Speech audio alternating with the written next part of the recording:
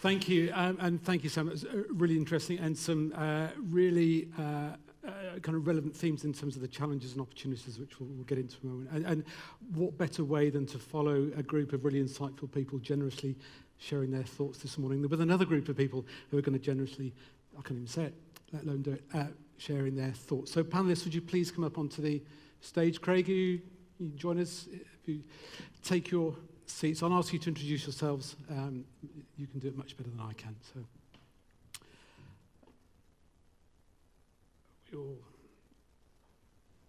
is Laura? Okay, brilliant.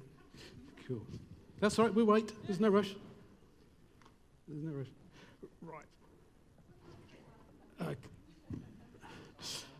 Right, great stuff. UK sharing a microphone and stuff. So firstly, could I ask you to introduce yourselves, just explain kind of who you are and what you do. But I'd also really like you to share with us your favourite brand or company to do business with. And hopefully it's not one of the usual that we hear about, mentioning no names, but it's more about the kind of why is it? And it could be a local cafe, a local shop, or a niche online retailer, whoever it might be. So I'd be really interested to hear your thoughts. Laura, maybe start with you. Hello, everybody. Is this working? Yes, good. Okay. I'm Laura Chamberlain. I am an associate professor at Warwick Business School who specialises in customer experience. That's why I'm here. I'm also the director for our MSc in marketing and strategy. My favourite brand. It's a deeply personal one. I have a dog called Charlie, who's an adorable 9.5-year-old Cocker Spaniel. And my favourite brand that I do business with is actually the kennels, where we put him when we go away on holiday or away on business. And the reason why I've picked that one is because it's actually the only business that I'm truly loyal to. And it's the only business that I really trust, and they have a very personalised experience. And I think there's a lot of things that they do really, really well. Obviously, it's on a small scale that make me and my adorable dog Charlie feel very valued as customers. And I think obviously there are implications about scaling up into bigger business. It might not always be possible, but I think actually it's a really great example of a small company who's doing CX really, really well. So that's my example.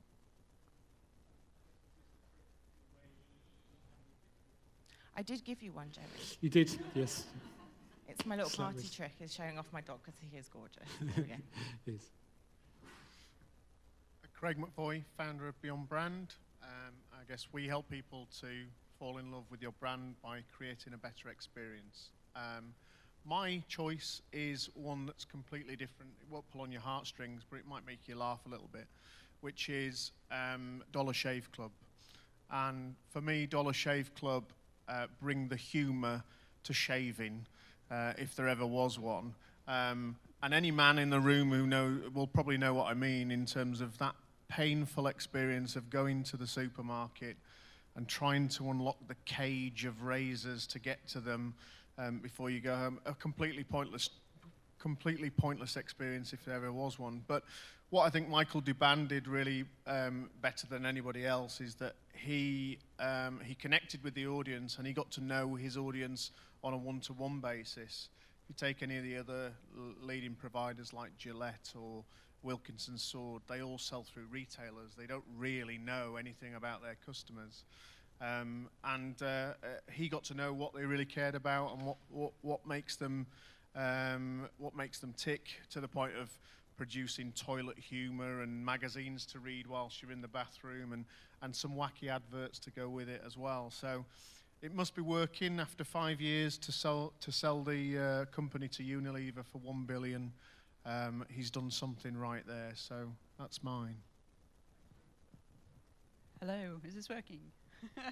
So I'm Sarah Corney. I'm the head of customer experience for the CIPD, which many of you won't have heard of. We're the Chartered Institute of Personnel and Development, so essentially we're the professional body for HR and L&D. And yeah, it was funny, Jerry asked us what our sort of favourite brand was, and I didn't have to think very long about it, because I'm a Sunday painter and I just finished a painting. And my brand is a very small company called Rosemary's Brushes, and they have a sort of big community of mostly professional artists, big fan base, and actually it was a professional artist that recommended them to me. You can't buy those brushes through your local art shop. You can only buy them online, but they have this great kind of community, as I say, of fans. They produce a lot of content for them. They have a small factory in Keighley in West Yorkshire, which everyone is very welcome to go and visit and see them making their brushes. They're all made by hand. It's as I say, it's a small family business, and they even have a tagline that I really like, and it's not just a brush, it's an experience. And for me, they're definitely the best brushes that I've ever used. So yeah, for me, I would say that their tagline is true. Hi everybody, I'm Neelam, Mistry, Kotecha. I'm Retention Marketing Manager at Protect Your Bubble, which is part of the wider Assurant Group. So we're a specialist gadget insurance company. For me, one of my favorite brands would be Luxy Hair. So that's founded by 3 founders for hair extensions for women. So that gives you the ombre look or any other hair extensions that you would want. What was interesting about them was that they were, before they had the product, they created a YouTube channel of how to do hairstyles, braids, how to put your hair up in a bun, for example, on the days you don't wash it, etc. And that was really helpful because it added value to those customers and potential customers, and it inspired all the women to, I guess, get that hairdresser look, how to blow dry your hair, etc., which was great. And I guess subsequently since then, they've got Instagram Lives, which they show you, and they help their customers, or even just add value and content to their customers. So that sets them apart within the market, and they're really big. So yeah. Yeah. Hello there. Do you know, I've always wanted to be on stage, but now I'm here. I'm frightened to death. Just glad there's no red buses that you can't vote me off. So I'm Sarah Baker, and I head up a sales team in Barclaycard, which is part of the Barclays Group. I've only been there since April. Previously to that, I was at a small UK IT company, and then previously I was at American Express for 24 years, but not the insurance team, I hasten to add. So I have thought about the brand, and I am a bit of a marketeer's dream, because I will spend, if I'm happy with the brand and the service, I will spend to my heart's content. However, I am going to embarrass myself a little bit here, I think, and I've desperately been trying to think of an alternative while I've been sitting here. But it's not necessarily a brand, but a local independent shop that I visit that sells ladies' underwear is great. I've been going there for a number of years. It's all very, it's high level. It's not what you might think it is. It's okay, honestly, but just get that in.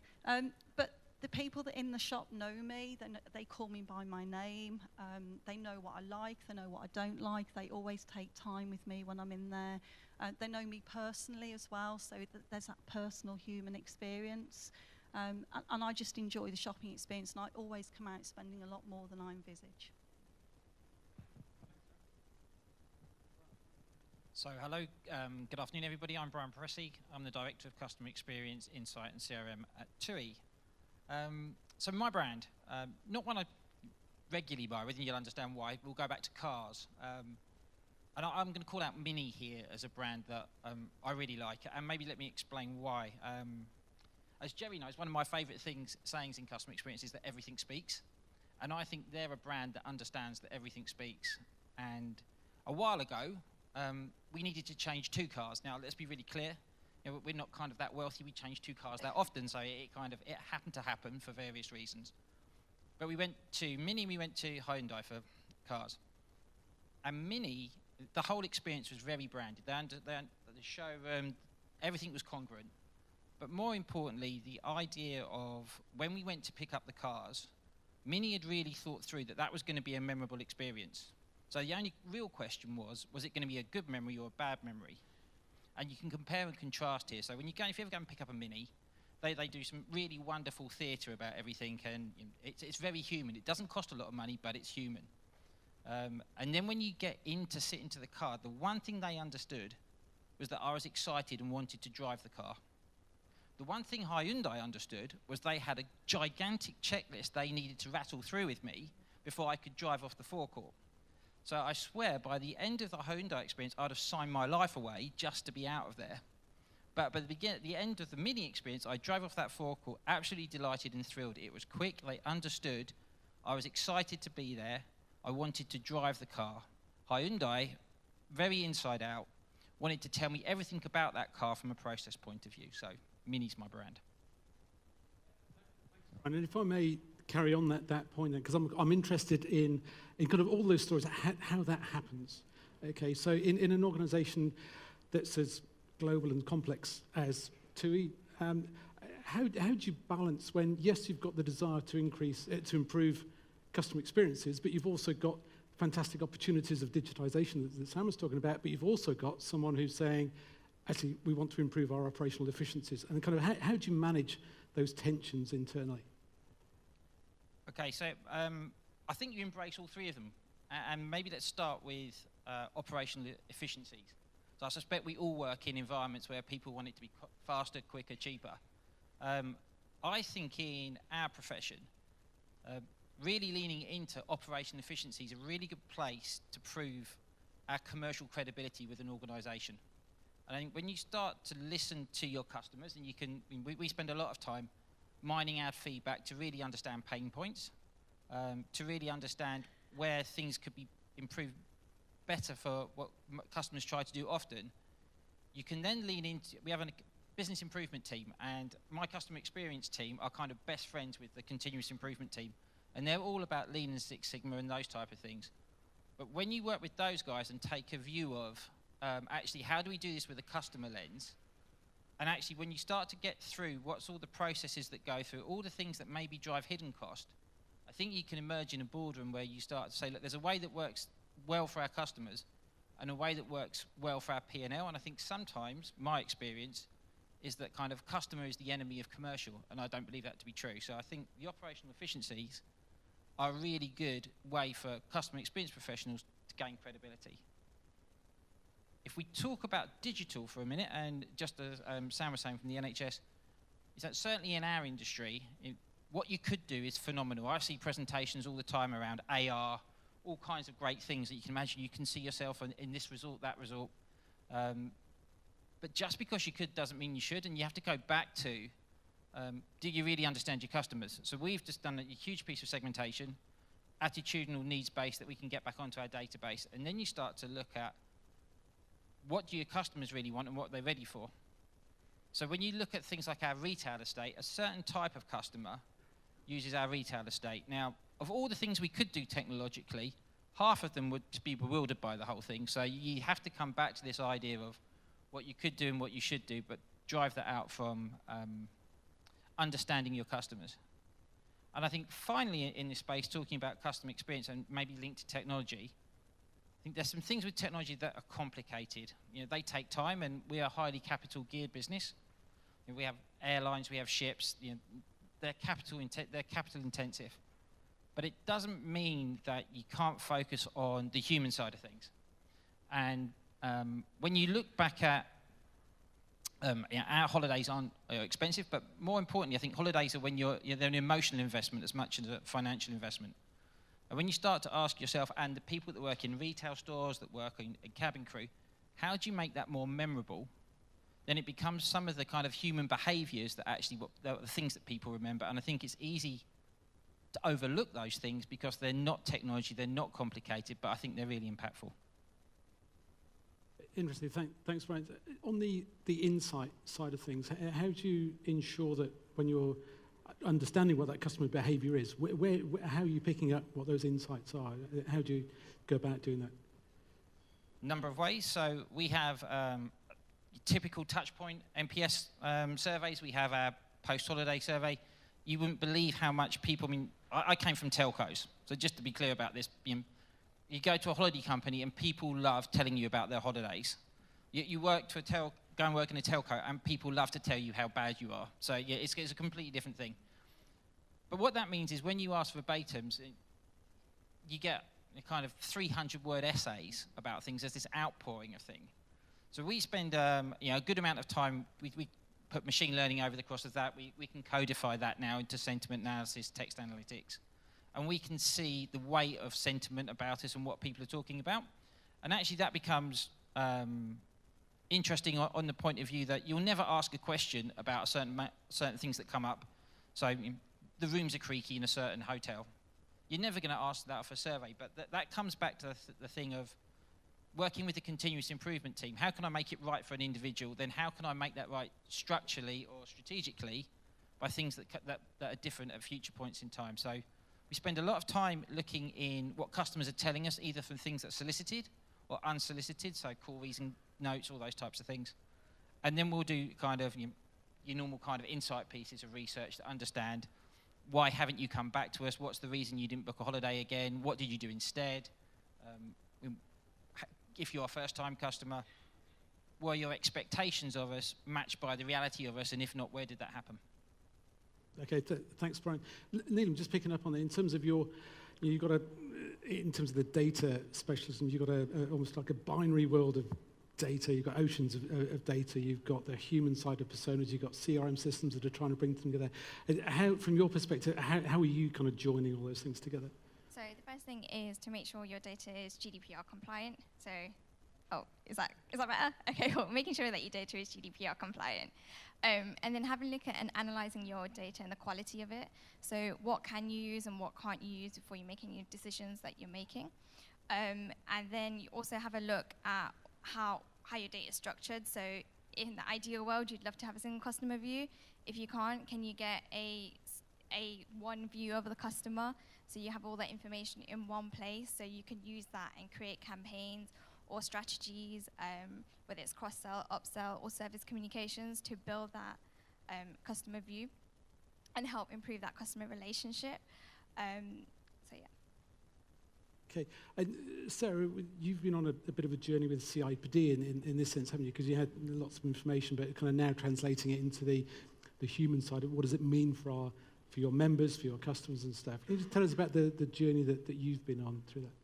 It's, quite a journey. Actually, we were right at the beginning of it. We've only had a customer experience function at CIPD for about 15 months. And if we could sort of say, everything's rosy, everything's fine, because over the last 5 years, we're a membership body, and our number of members has increased from 135,000 to 150,000 this year. But actually, the customer experience program has lifted the lid on some problems, and I think it's fair to say that we've become quite complacent about our customers. And what we've done was we sort of started really by trying to measure the situation, to benchmark where we were and understand where we needed to go. And to do that, we've done a survey. It's a very short survey. It's actually goes out to the members once a quarter. And it's called the Brand Perception Survey, and it looks at what their perception of the brand is, but also their experience of the brand. And what we've discovered is that members' perception of the brand is very high, which is obviously good. So we ask questions like, are we championing the HR profession, which we score very well, and are we fulfilling our purpose, which again we're scoring really well.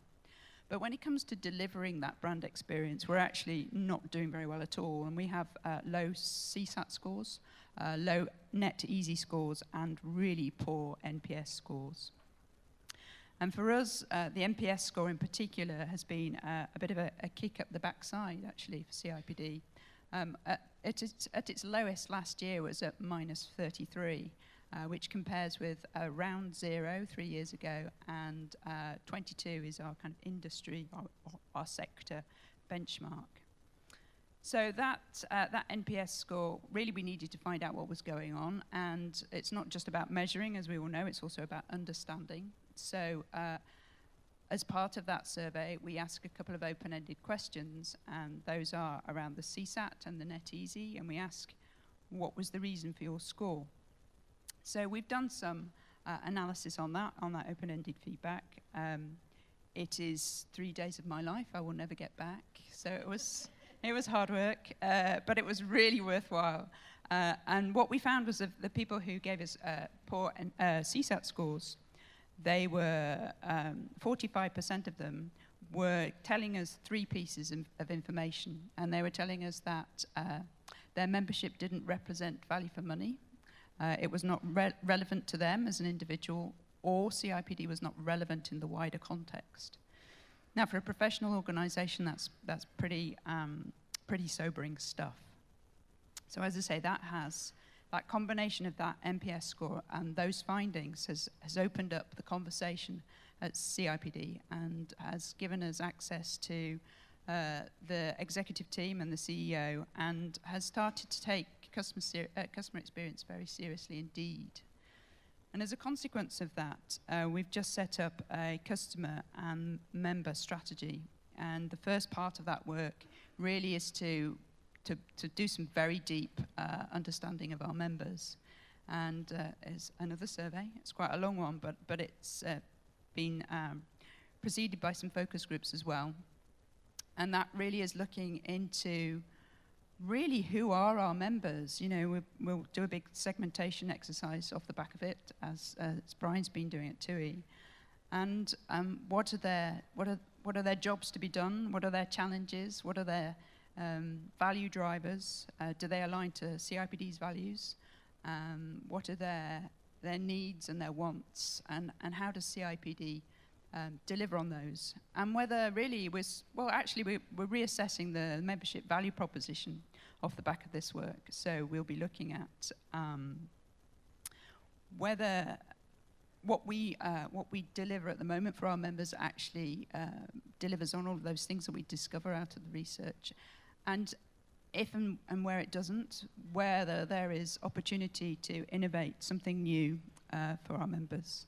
The other thing that's worth saying is that we actually also have a demographic time bomb going on. So, and I think this is also true across most membership bodies actually, that membership I think is less relevant for younger people. And we have a membership base that is sort of heavily weighted to the over 40s. Not that there's anything wrong with being over 40. But by 2020, I think I'm right in saying that 35% of the workforce will be millennials and Gen Ys. So we obviously, if we don't address this problem, we will actually go extinct. So what we've done as a consequence of the work in the CX program is really change the conversation quite rapidly from just being around, you know, making incremental improvements, which you can do forever, but you'll never really deliver a proper quality customer experience. And we've moved from there to this place where we're actually making strategic decisions, I think, that are driven from customer insight. And we've set ourselves a really ambitious target too. So we did have -33, and our Director of Membership would like to see us have an NPS score of +40 in 3 years' time, which seems quite incredible. But the fact that they are supportive of it, that they are putting resources behind it, makes it feel that it might just be possible. And does that feel like an organisation-wide movement, or is it just the customer experience people are saying this is a great thing to do? Because I know that you've worked hard with your internal kind of program management team and that sort of stuff. So does that momentum, does that aspiration feel genuine? Yes, but it's a qualified yes, because it is I recognise that it's a very long journey and we have a very, very long way to go. But I think the conversation has definitely changed, and it's not just changed at the top, it's changed across all levels of the organisation, that people are thinking about the end users much more. And what we want to do is also embody those skills and that mindset actually in every single person who works for CIPD, because we're a very small team. Obviously, we're a very ambitious team, but we're a small team, and there's no way that we can make the customer experience of 150,000 members a good one unless everybody is pulling in the same direction. So, yes, but a qualified yes. Okay, thank you. Good luck with that. Good luck. Laura, Sarah started there by talking about the risk of complacency and kind of from a loyalty perspective, and being from the academic side of the world, you have a different take. Really interested in kind of what's your position on kind of loyalty? What does it mean? What do we mean by loyalty? What do customers mean by loyalty? What's your view on all that? as you know, Jerry, this is one of my favourite topics. So I was so engrossed in your story, Sarah. Good luck. 40. So for me, loyalty is a really complex construct, and I work with a lot of organisations really unpicking what it actually means for the organisation, and actually asking customers what loyalty means to them. In some contexts, it's really appropriate to think about customer loyalty as, you know, the kind of devotee situation where people really do love a brand and talk, you know, very emotionally about brands. In other contexts, it's not, to my opinion, really reasonable to expect that kind of loyalty relationship with consumers. And often I find that people mistake habit for loyalty, and I think that is a line that gets blurred quite regularly. And I think, I mean, there's lots of examples of organisations who have started to rethink actually what loyalty means to them and their customers.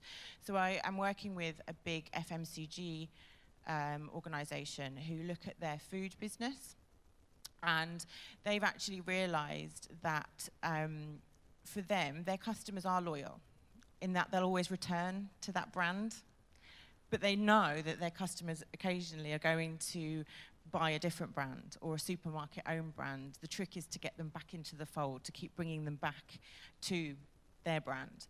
And I think there's lots of different ways that we can conceptualize and think about loyalty, and the ways that we should consider how our customers expect to be loyal to particular brands. There are also organisations that hold customers hostage a little bit. Or if you're lazy like me, it's just about convenience. So on a personal example, NatWest probably think I'm hugely loyal because I've been with them for years. I'm just too lazy to change my bank. I don't have a relationship with them at all, really. Sorry, NatWest, if you're watching. Yeah, I think there's lots of ways we can conceptualise loyalty. That's one thing. And I think my job as an academic is to research it and question things, not just bandy these terms around. And I think often you hear people saying, we must have loyal customers, but what does that actually mean? And the second part is around measurement. I don't like MPS. I'm really sorry. Oh, good, thank you. I'm glad I'm sat on the sofa with you, Craig. I don't like MPS. I think it's a really blunt instrument, and I think it can be used really badly. I'm happiest when people talk about MPS in the context of other things like CSAT and NetEasy. I think it's a blunt tool, and I think in some contexts it's really appropriate to think about advocacy. In other contexts, it's really not. So, you were talking about the travel industry and how people love to advocate for their experiences. If you flip that over into something like you were saying, telecoms or banking, it just doesn't really exist. And advocacy is quite interesting because you need to think about unprompted advocacy versus prompted advocacy. And actually, genuine advocacy is the unprompted kind. So a lot of the work I'm doing is really unpicking what should we be measuring, what should we be looking at. And I also believe as well, sorry, I'm going on. I really believe as well that sometimes you can get into situations where you're chasing a number with Net Promoter Score, and you get focused on the number and not actually the customer experience, and unpicking that. There's loads of people nodding. Thank you for agreeing with me. So yeah, I think that's kind of where I'm at. I think we really need to not always just get swept up in what's the common thing we're all thinking about and talking about, and just sit back and question and actually think about what it means for our business and our customers, both in terms of how we conceptualize loyalty, but also the things we're measuring and how we're getting the meaningful insight. Yeah, no, absolutely. And I have to say, I agree with you on MPS. I've seen so many organisations that chase the number, and it drives all the wrong behaviours. And you used to say, if you get the experience right, the numbers will look after themselves. Yeah, absolutely. But that's easier said than done in an organisation that just wants metrics. Of course. Yeah, I live in an academic bubble, so I have the luxury of... Yeah. Neelam, if I can just come back to you saying, in terms of the data, so we kind of, to understand the full impact of the loyalty, we're very reliant on data.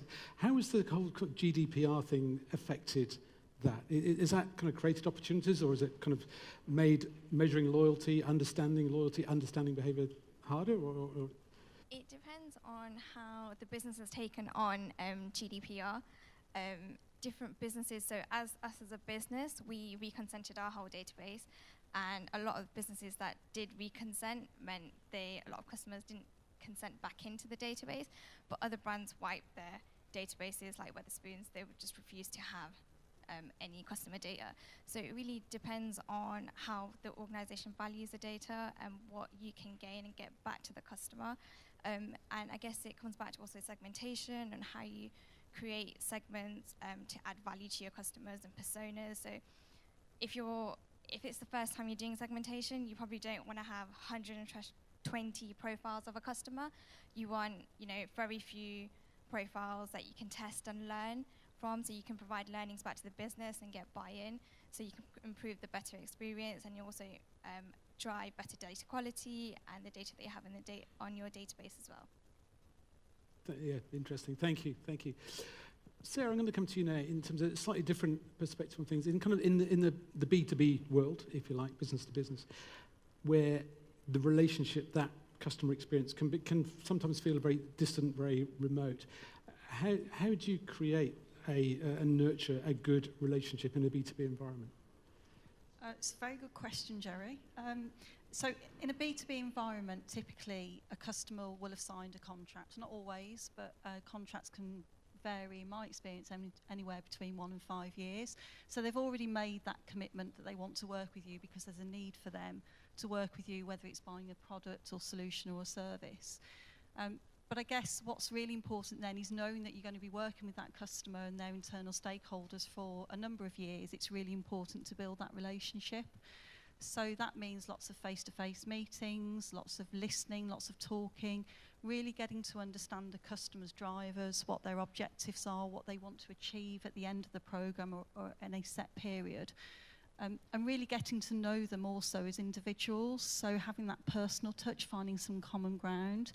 Clearly you have to be careful about where that line is drawn at times, but it's really important to continue with that relationship, listen to feedback and act on it. And understanding their culture as well, I think, is really important. So in my experience, in a corporate world, the culture tends not to vary too much. But I had an experience of working with a charity a couple of years ago, and their culture was extremely different to what I'd been used to. They worked in a very high-stakes sector. Those of you with children looking at GCSEs and studying A-levels will know how that time period of sitting the exam and getting the marks is quite a stressful period. It's very stressful for the exam boards as well, because they're marking the exams, they've got time pressures. We hadn't had a particularly good experience with them one summer before I joined. And when I met with them for the first time, I was put into a room with 3 people, no windows, electric bulb light. That was exactly what it was like. And for an hour and a half, I just asked them to tell me about their experience with my team, with my company, what they thought. And it was pretty hard, it was pretty tough. But the only way that I could take that forward was to listen and react to what they were telling me, because it was real experience, whether I thought it was right or wrong, or whether when I gave the feedback internally, they thought that it was the right thing. It was the customer telling us what they thought about us. So it was really important to acknowledge where we'd made mistakes, admit that we'd made mistakes and apologise, but then talk about continuous improvement to make things better for the next time. I think that some organisations are still afraid of talking to their customers and doing exactly what you just described. I think, in my experience, I think there are people, individuals who are worried about hearing a message that isn't particularly pleasant. Yes, yes. So in that particular experience, I knew it was going to be tough. I had the benefit of the fact that I'd only been with the organisation a few weeks, so I could sort of, there was no emotion for me because there was no history, no loyalty, no previous working with them. But I think, yes, I think sometimes we're a bit worried about hearing what we don't want to hear. But I have to say, in my experience, it's the right thing to do, because if you don't know how the customer is feeling, you can't react to it and address it. Yeah. It's not rocket science, any of this, Jerry, at all. But I think it's some of the basic fundamentals that sometimes we forget. Yes, yeah, no, absolutely. Okay, thanks, Sarah. And Craig, coming to you, in terms of the way an organisation scoops all of this information up, all the insights, all the data, and actually uses it. We're seeing a lot of industries that are being disrupted. There's a lot of desire, or a lot of need for much more rapid change than ever before. So from your perspective, how are you seeing brands react and change using this sort of information? Too slowly, pretty much. I think for large corporates, certainly, they need to become much more agile and much more entrepreneurial, because it's never been easier to start up a business. It's never been easier to create a challenger brand, and the audiences are less loyal, I guess, than previously before. So there's a lot of corporates that could fall foul of delaying their progression and become very can become overtaken very quickly if they're not agile enough to deal with that. And you only have to see some of the challenger brands that have arrived in the last 5 years to realise that it's not that we were committed to the previous options, it's that we didn't have another one. So, you know, I'm sure in travel, you know, you've seen the impact of Airbnb, and you know, the financial service markets are being disrupted by brands like Revolut. There's a lot of industries out there that are saying, if we do this differently, we haven't got the challenge and legacy of baggage that we're bringing behind us, and we can just really change things quite quickly. So how important is it for those brands in those positions who may carry lots of legacy baggage to work with, or to kind of collaborate with new startups, new entrepreneurs, with academic institutions? Is that something that you're seeing as kind of a way for those organisations to find their way out of that predicament?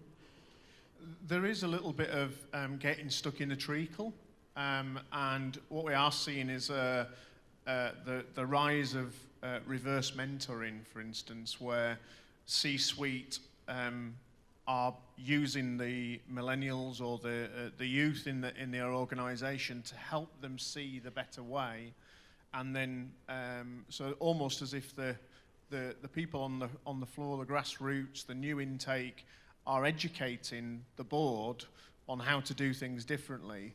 And technology is changing so quickly that some of the biggest challenges that corporates have is they just can't keep up. Because as soon as they try and turn the corner, that corner's already done. It's now about moving on to the next thing and the next thing. But I guess I'd caveat that with not to be too obsessed by the magpie effect of chasing the latest thing.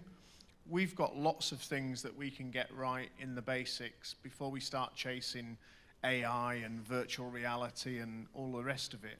And perhaps then we won't need a holiday. We'll just sit in our bubble and go everywhere and not have a life. But I think there are much greater ways for, and seeing it in some people, some businesses now are partnering with entrepreneurial businesses and having them look at their organisation and see how they can change their corporate way. But a lot of the gifts are actually in those organisations anyway. It's red tape, it's politics, it's the way we've always done things, and people need to see through that in order to make those changes a lot quicker. Yeah, brilliant. Interesting. No small challenge at all. Thank you very much. I'm going to ask, does anyone have any questions? We've just got a few minutes before lunch. Yes, so if we have a microphone, Yanis.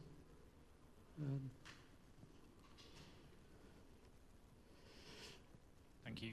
Yeah, I'm Matt Williams from the Mears Group. I was interested to speak with Sarah just briefly about business to business. So we've got a lot of contracts with local authorities and housing associations, and we sort of operate from a head office point of view, and the relationship is actually at a local level, and we struggle to bypass that local level relationship to actually understand what is going on. It's only when it hits crisis point do we actually hear anything about it. So I'm just interested to understand whether or not there's a trick of the trade to be able to get access to that information without disrupting. Magic answer to that, I'm afraid I don't. But so I've worked with local authorities as well, and I have to say that I do think they operate quite differently to a corporate commercial organisation. It's about identifying key people to talk to, using contacts, using networking. LinkedIn is a great method for doing that. So if you know somebody who knows somebody to get introduced to them, then that's great. Always going to that organisation with something compelling to say. Now, in sales, but I do encourage my team. It's not always about selling something, it's about giving something back to the customer. So I guess there's no easy answer other than just trying to network your way and leveraging existing relationships and give them something compelling that you want to talk about that's going to make their interest. Cool. Thank you. I've got one question over the back. Sorry, Victoria. Hello, hi, my name is Victoria Page and I'm from Thames Water, which, as you probably all know, is a monopoly. So I'm quite interested to get the panel's views on how you drive engagement, brand awareness and loyalty and advocacy in a monopoly situation. Good question. Who wants to take that? Shall I go? So I think my 2 points to that situation would first be around thinking about what current perceptions are of the organisation, but also what in that situation do customers value, but what might they value? And at the fundamental thing that we're looking at here is what's the exchange and the relationship? What are you giving back? And I think what you were just saying actually about, about how you talk about, what you're giving to your customers. I think that's how, to me, psychologically, you break the monopoly ties in terms of how you communicate with your customers. It's a really tricky one. Because it depends. It depends as well about how you envisage the loyalty should look like, or how you'd like it to look like in terms of the relationship you have with your customers. Am I going to turn around and say I love my water company? Probably not, unless I have a personality transplant. Probably not in my lifetime. So is it reason? No offence, but do I appreciate the service that they give me, and do I think they're great if they give me something extra and something that I value and I can rely on them? Because that's what I actually want. I don't want to love my water company. I want them to be reliable, and I want them to respond to my needs as a customer, which unfortunately is actually the time you need them most is when something's gone wrong. Do I have clean water delivered to my place of work and home and all that? That's kind of a standard hygiene issue. So for me, that's the thing I would probably be thinking about. I'm waffling. Go on, Sarah. I'd say, and I'm no expert in this at all, but I'd probably say it's more about the after service, because people have to buy from you. I take it in that region. So it's all about, if something goes wrong, and we know things do go wrong, how do you manage that? How do you communicate with your customers so that they get the response that they expect in the time frame that they would expect to get it? I guess I'd just look at it from a slightly different angle, which is if you're improving the experience internally as a brand, you're probably going to become more efficient. So from an organisation's perspective, as a selfish point of view almost, you could say, well, we might be in a monopoly, but we could be more profitable and we could deliver better results. And actually, if you're delivering a better experience and you're cutting down on the wastage, you've got more money to reinvest in delivering a better experience and a better ongoing brand experience. So it tends to be where there's no pull for you to make a change, it's about, well, how can we get more profitable or certainly more efficient to deliver that experience within the organisation. Victoria, I'd also suggest, if I'm allowed to comment, sorry, have a look at what Mark Horsley's done at Northern Gas Network, because gas distribution company, they draw the gas through from the refineries to your front door. Monopoly situation, but he decided he just wanted to create a great company to work for, great company to be a customer of, and although they had a monopoly, because there's no other gas distribution networks there, they were comparing themselves to other customer experience organisations, so they wanted to be the best customer experience in the UK. So that was their their mindset. That's how they kind of managed it. So, how are we doing for time, Yanis? I just wanted to say thank you. It's a tricky question. Anyone else who's got any suggestions, come speak to me. Cool. In one moment, I'm going to ask the panel one last thought in terms of what advice would you give to people in customer experience roles? Have we got what time for one last question, Jonas? No, I know that look. Yeah, okay, right. Thank you so much for listening. Panel, thank you so much for your contributions and your thoughts. So maybe, do you have one kind of mantra or one bit of advice that you would share this afternoon for people who are kind of pushing forward the agenda and coming up against some of the challenges that we've heard about this morning? I'll start. I just would say everything speaks, and think about that internally and externally. My mind has gone completely back. Yeah, so you've heard this before, I'm sure. I'm not telling you anything you don't know already, but treat your customers in the way that you would expect to be treated. My advice would be to keep testing and learning because you'll get the business buy-in and your results will show great successes and helping improve customer experience. So my advice would be stay curious and be tenacious, because you will need bucket loads of both. For me, it would be about what's the one problem in your industry that no one else has fixed yet. Because if there is one thing that disruptors will be able to take advantage of, it's the one big frustration in that particular industry that's not yet been fixed. And if you fix it, you're probably going to gain a huge market share, especially without any loyalty in the world anymore. I think my advice would be question everything. You know, don't just, why, Laura? Don't just make assumptions. And I'm going to be greedy and have a second one, because I work with them every day. Don't make assumptions about millennials. I think that's a really big one for me. So yeah. And a great point to finish on. So thank you very much. Please show your appreciation for our panel. Thank you very much. Thank you. Well done.